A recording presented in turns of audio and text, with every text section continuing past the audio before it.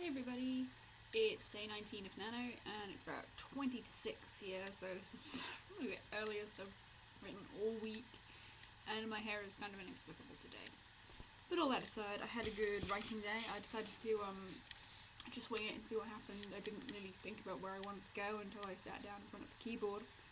And I'm up to 33,981 now, which means I apparently wrote 2,307 words today, so you know, I count that as a win.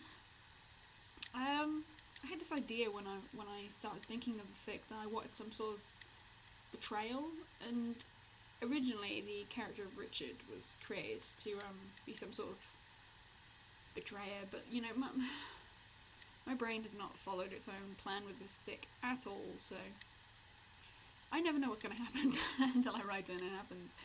So Cole and Elaina reach the point of no return basically, and they send the horse lightning back, and then go on in, and Cole has to talk her into it again. But then after that, it's like these walls go up, or if you prefer this analogy, these shutters come down, and Elaina just becomes kind of a different person entirely, and you know, these doubts start to creep into the back of Cole's mind, and he wonders if there isn't something else going on. And when they get far enough in, they get surrounded, and Elaina is greeted back almost, well, with a kind of enthusiasm. There's two characters who speak. They don't have names.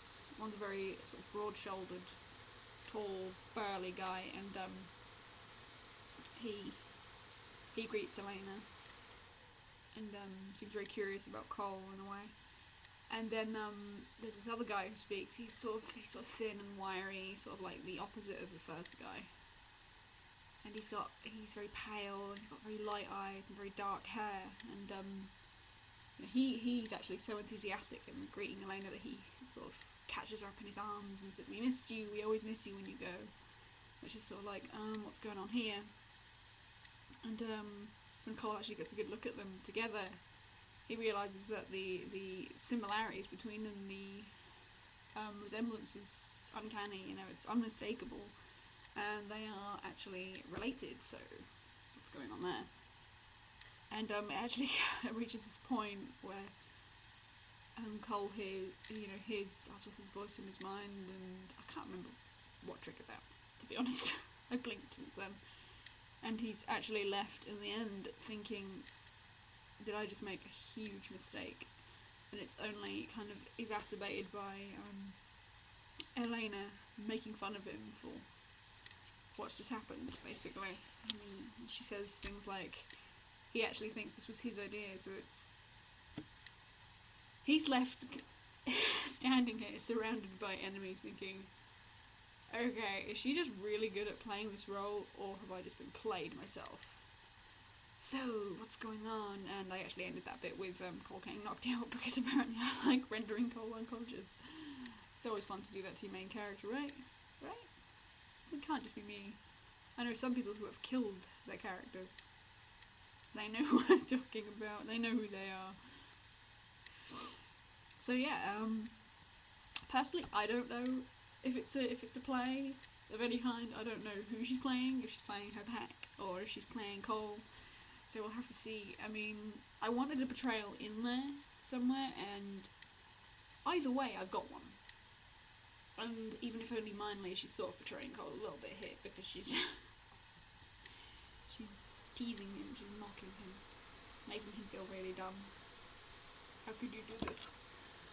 So yeah, it's all going a bit pear-shaped for Cole at the moment. So he's kind of up the creek without a paddle, as it were.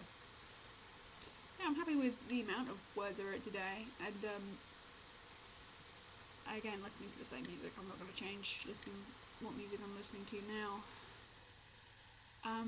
It was pretty much a constant flow. I didn't have to sit back and think about where I was going, which was nice. That hasn't happened a lot this year round.